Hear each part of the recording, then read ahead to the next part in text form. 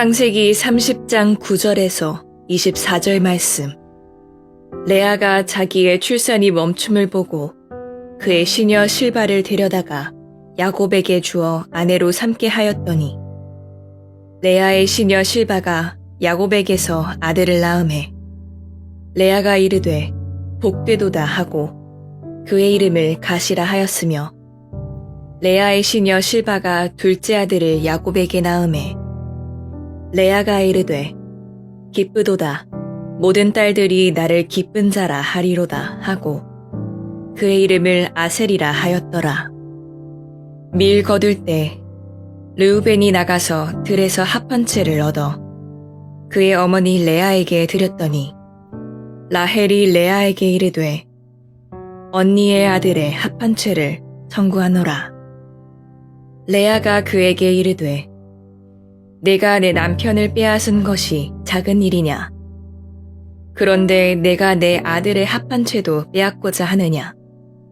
라헬이 이르되 그러면 언니의 아들의 합 한 채 대신에 오늘 밤에 내 남편이 언니와 동침하리라 하니라. 저물 때에 야곱이 들에서 돌아오매 레아가 나와서 그를 영접하며 이르되 내게로 들어오라. 내가 내 아들의 합 한 채로 당신을 샀노라. 그 밤에 야곱이 그와 동침하였더라. 하나님이 레아의 소원을 들으셨으므로 그가 임신하여 다섯째 아들을 야곱에게 낳은지라. 레아가 이르되 내가 내 시녀를 내 남편에게 주었으므로 하나님이 내게 그 값을 주셨다 하고 그의 이름을 이사가리라 하였으며 레아가 다시 임신하여 여섯째 아들을 야곱에게 낳은지라. 레아가 이르되 하나님이 내게 후한 선물을 주시도다. 내가 남편에게 여섯 아들을 낳았으니 이제는 그가 나와 함께 살리라 하고 그의 이름을 스불론이라 하였으며 그 후에 그가 딸을 낳고 그의 이름을 디나라 하였더라. 하나님이 라헬을 생각하신지라 하나님이 그의 소원을 들으시고 그의 태를 여셨으므로 그가 임신하여 아들을 낳고 이르되 하나님이 내 부끄러움을 씻으셨다 하고 그 이름을 요셉이라 하니 여호와는 다시 다른 아들을 내게 더하시기를 원하노라 하였더라. 2025년 3월 24일 월요일 우리 창세기 30장 9절에서 24절 말씀을 가지고 상처를 치유하시는 하나님이라는 말씀 제목을 함께 나누도록 하겠습니다. 여러분 세상 모든 공동체가 그렇지만 특히나 가정은 하나님께서 면밀히 신경 쓰시고 특별하게 만드신 사랑의 공동체죠. 그러나 아담이 범죄한 후에 하와에게 그 책임을 돌렸던 것처럼 죄로 인해서 가정 안에도 상처가 있고 분열이 있습니다. 오늘 본문에서는 이 야곱의 가정 안에 있던 상처가 드러나죠. 야곱에게는 레아와 라헬 두 명의 아내가 있었습니다.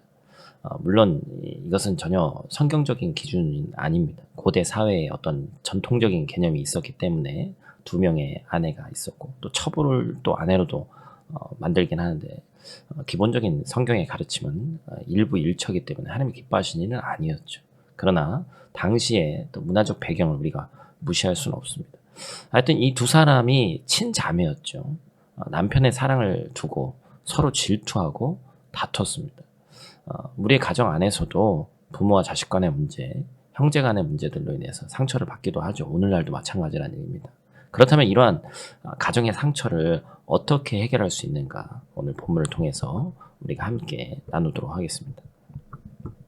오늘 본문 말씀 통해서 우리가 첫 번째로 기억해야 될 것은 오직 하나님만이 아픔과 상처를 치유하신다라는 것입니다.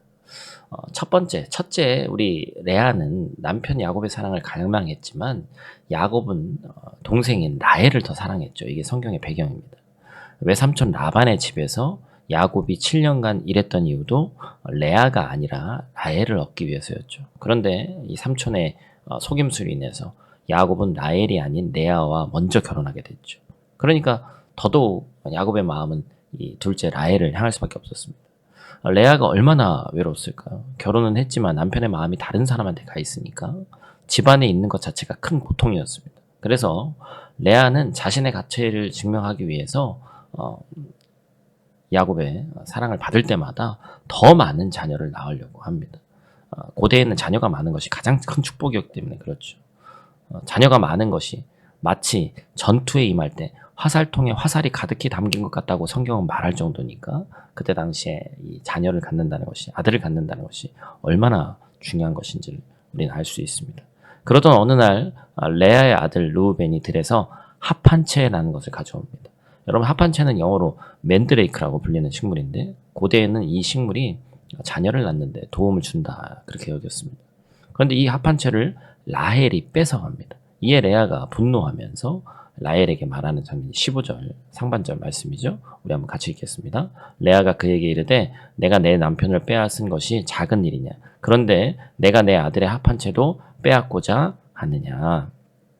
무슨 얘기예요? 라헬, 내가 내 남편 야곱을 빼앗더니 이제는 합한채마저도 빼앗냐? 레아의 마음속에 얼마나 깊은 상처가 있는 것인지 우리가 알 수 있죠. 남편의 사랑을 되찾고자 자녀를 낳아서 인정받으려고 했는데 이제는 그것마저 빼앗아 가려는 이 동생이 너무나도 믿고 증오스러웠던 겁니다. 우리 역시 인정받고 싶은 마음, 사랑받고 싶은 마음으로 무언가에 집착할 때가 있습니다. 이것만큼은 지기 싫은 것, 이 일을 통해서 나의 존재를 인정받고 싶은 것이 있을 수 있어요. 그런데 내 마음속의 상처와 빈 공간을 채우려 하면 할수록 우리는 더 큰 공허함도 느끼게 되는 것이죠. 오히려 내 마음을 채우려는 그 행동 때문에 누군가를 미워하게 되고 부딪히며 상처가 점점 더 깊어질 때가 있습니다. 오늘 본문에서 하나님은 이 레아의 상처를 외면하지 않으셨습니다. 5째 아들을 낳고 6째 아들도 낳게 하십니다. 레아는 아무도 자신을 알아주지 않는다고 생각했지만 하나님이 그녀의 소원을 듣고 계셨습니다. 이 사실을 깨닫게 된 레아는 하나님께로 시선을 돌리면서 이렇게 고백하죠. 하나님께서 내게 후한 선물을 주셨다. 레아는 자신을 주목하고 계신 하나님을 만났고 그 사랑을 온전히 마음에 담게 됩니다. 사랑하는 성도 여러분, 하나님은 우리의 작은 신음도 모두 듣고 계신 하나님이신 줄 믿습니다. 레아는 깨닫지 못했지만 하나님은 계속해서 그녀의 소원을 듣고 계셨고 그녀에게 사랑을 베풀고 계셨습니다. 우리 역시 무언가에 몰두하느니라 하나님을 바라보지 못할 때가 많이 있습니다. 그러나 내 이름으로 무언가를 얻고자 노력하면 할수록 우리 마음속의 공허함과 상처는 더욱 깊어진다는 사실을 잊지 마시기 바랍니다. 우리가 해야 될 일은 뭐죠? 하나님께로 시선을 돌리는 것입니다. 나의 아픔과 상처를 치유하기 원하시는 그 하나님을 바라볼 때 우리는 하나님께서 예비해 주신 온전한 은혜를 경험하게 되는 줄로 믿습니다. 오늘 본 말씀 통해서 두 번째로 우리가 될 것은 인간의 노력이 아닌 하나님의 은혜를 구해야 된다라는 것입니다. 레아와 비교하면 라헬은 또 어때요? 남편 야곱의 사랑을 독차지하고 있습니다. 그러나 그녀 역시 또 채워지지 않는 슬픔과 아픔이 있어요. 바로 자녀가 없다는 것이었습니다. 앞에서도 말씀드렸지만 고대 사회에서 자녀가 없다는 것은 여인에게 있어 큰 수치였습니다. 그래서 라헬은 이 문제를 해결하고자 해서 자신의 여종 비라를 야곱의 첩으로 드리기까지 합니다. 그렇게 해서 비라를 통해서 자녀를 얻었는데 이건 그녀가 얻은 아들이 아니었죠. 그러던 중에 언니 레아의 아들 르우벤이 합한채를 가지고 옵니다. 앞에서 말한 바와 같이 합한채는 불임의 효과가 있다고 여겨졌기 때문에 라헬은 그것을 빼앗았어요. 자녀를 얻기 위해서라면 무엇이든 하겠다는 것이 라헬의 심정이죠. 그렇게 합한채를 갖는 대신에 언니 레아가 야곱과 동침하도록 기회를 양보합니다. 그런데 이번에도 정작 임신하게 된 것은 라헬이 아니라 언니 레아였죠. 사랑하는 성도 여러분, 우리는 내가 갖지 못한 것에 주목합니다. 하나님이 내게 베풀어 주신 은혜, 지금 내가 누리고 있는 사랑과 은혜가 아니라 내가 얻지 못한 것, 지금 나에게 없는 것에 집중하는 거예요. 그래서 오늘날 많은 사람들이 SNS 같은 것을 보면서 시험에 드는 것이죠. 나는 점점 힘든데 남들은 다 잘 사는 것 같거든요. 쉽게 성공하는 것처럼 보이기 때문에 그렇습니다. 나보다 더 행복해 보이는 타인을 보면서 깊은 우울감에 빠지기도 합니다. 오늘 본문 속 라헬도 온갖 노력을 다 해봤어요. 합한채를 빼앗아서라도 지금 내가 가진 문제를 해결해 보려고 했습니다. 그러나 사람이 아무리 애를 써도 하나님의 뜻이 아니면 이룰 수 없는 것이죠. 인간의 노력이 결코 하나님의 계획보다 앞설 수 없다는 것을 오늘 본문은 보여줍니다. 우리 역시 기도보다 나의 노력을 앞세울 때가 있습니다. 하나님께 무릎 꿇고 기도하기보단 그 시간에 다른 무언가를 하는 게 더 효과적이라고 착각할 때가 있습니다. 그러나 인간의 노력이 기도를 앞설 수 없고 우리의 문제를 해결하시는 분은 오직 여호와 하나님이심을 우리가 기억하기를 소원합니다. 본문 22절 말씀 이렇게 얘기합니다. 하나님이 라헬을 생각하신지라 하나님이 그의 소원을 들으시고 그의 태를 여셨으므로. 오늘 본문의 말씀은 누가 선이고 누가 악기다 이렇게 얘기하는 것이 아닙니다. 라헬은 그토록 원했던 자녀, 그 자녀는 하나님께서 라헬을 생각하실 때 은혜로 주신다는 거예요. 우리는 내 앞에 있는 문제를 해결하기 위해서 온갖 방법을 동원합니다. 그러나 우리를 돕고 우리 인생을 이끌어 가시는 분은 여호와 하나님이심을 믿습니다. 인간의 노력보다 뛰어난 하나님의 은혜를 간구하시기를 축복합니다. 고린도전서 1장 25절은 이렇게 얘기합니다. 우리 같이 읽겠습니다. 하나님의 어리석음이 사람보다 지혜롭고 하나님의 약하심이 사람보다 강하니라. 아멘. 우리의 문제를 주님께 온전히 맡길 때 지혜의 근원이신 하나님께서 우리를 선한 길로 인도하신다. 중요한 것은 맡겨드리기로 결단하는 거예요. 나의 문제, 나의 상처, 나의 염려까지 모두 맡겨드려야 됩니다. 내 작은 손에 담긴 그 문제를 하나님께 드릴 때 하나님의 크신 손길을, 도움의 손길을 경험하게 되는 거예요.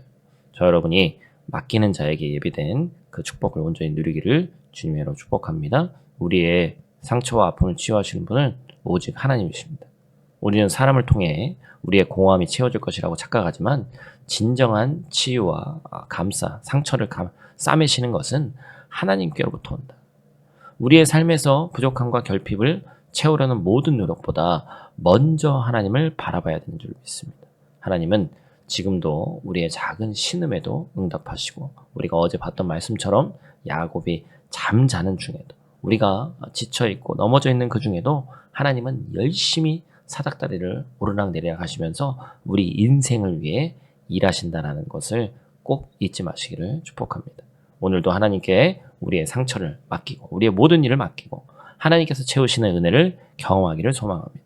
모든 성도가 우리의 노력보다 크신 하나님의 은혜를, 사랑을 신뢰하고 주님의 평안 안에서 오늘 하루 또 이번 한 주 시작하는 이 시점에 그것을 잊지 않는 저 여러분들 되시기를 간절히 축복합니다. 우리 다 같이 있는 자리에서 기도하고 마치도록 하겠습니다. 사랑과 은혜가 풍성하신 아버지 하나님, 오늘도 새로운 하루를 허락하심에 감사를 드립니다. 이 아침 말씀 앞에 머물게 하시니 참으로 감사합니다. 가정을 세우신 하나님, 죄로 인해 깨어지고 상처 입은 우리의 관계와 마음을 아시고 그 깊은 곳까지 찾아오시는 주님의 자비에 감사를 드립니다. 오늘 본문 속 레아와 라헬의 이야기를 통해서 우리의 가정과 삶에도 숨겨진 아픔이 있음을 고백합니다. 인정받고 싶은 마음, 사랑받고 싶은 갈망으로 인해 때로 경쟁하고 다투며 서로를 향해 상처 주었던 우리의 연약함을 이 시간 주님 앞에 내어놓습니다. 오직 주님만이 그 상처를 싸매시고 회복시키시는 줄 믿습니다. 레아의 신음을 들으셨고 라헬의 눈물을 외면하지 않으신 주님께서 오늘 우리의 마음을 들여다보시고 계심을 믿습니다. 우리가 애써 노력으로 메우려 했던 그 결핍의 자리를 하나님의 은혜로 가득 채워 주시옵소서. 특별히 우리 성도들 가정 가운데 주님의 치유가 임하게 하시고 부부와 부모 자녀, 형제 자매 사이에 하나님의 화해와 회복이 흘러가게 하여 도와주시옵소서. 상처난 마음을 싸매시고 불신과 갈등이 있는 자리에 주님의 평안을 허락하여 주시옵소서. 오늘도 하나님을 신뢰하며 맡기기로 결단합니다. 내 손에 쥐고 있던 문제들을 이제 주님께 올려드리오니 크고 선하신 주님의 손으로 우리 삶을 인도하여 주시옵소서. 예수님 귀하신 이름으로 기도드립니다. 아멘.